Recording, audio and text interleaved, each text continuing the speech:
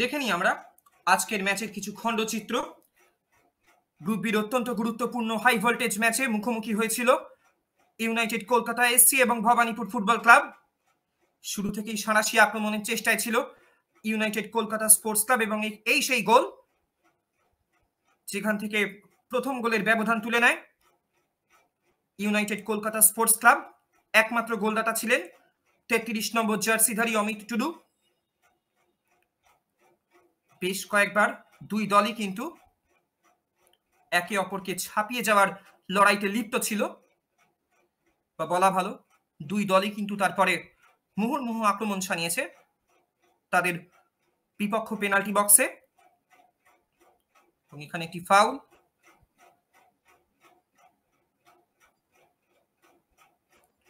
এখানে আরো একটা শট ছিল ডান পায়ে দূরপাল্লার ২৭ নম্বর জার্সিধারী ইউনাইটেড কলকাতা স্পোর্টস ক্লাবের।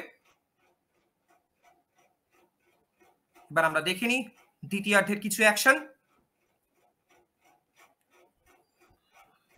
এখানে একটা ডান পায়ে জোরালো শটে চমৎকার সেভ করেছিলেন দেবনাথ মন্ডল।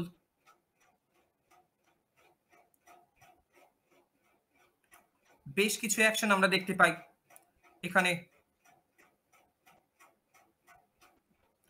বা পায়ে শট ছিল ২৮ নম্বর জার্সিধারী, কিন্তু ৮৮ নম্বর জার্সিধারী কিন্তু তিনি শটটি টার্গেটে রাখতে পারেননি।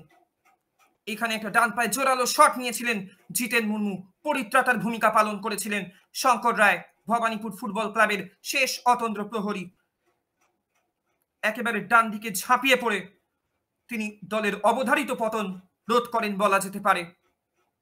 এখানে এই সেই ছিল ডান পায়ে শট, যেখানে গোলকিপারের গায়ে লেগে ডিফ্লেক্টেড হয় এবং তারপরেই জোজো ওৎপাতা শিকারীর মতো বলটিকে জালে জড়িয়ে দিয়ে ভবানীপুর ফুটবল ক্লাবকে লড়াইতে ফেরত আনে। এবং এই সেই দ্বিতীয় গোল, সামাদ আলী মল্লিকের ডান পায়ে বাঁ পায়ে জোরালো শট, তারপর সেই ফলো আপ বলে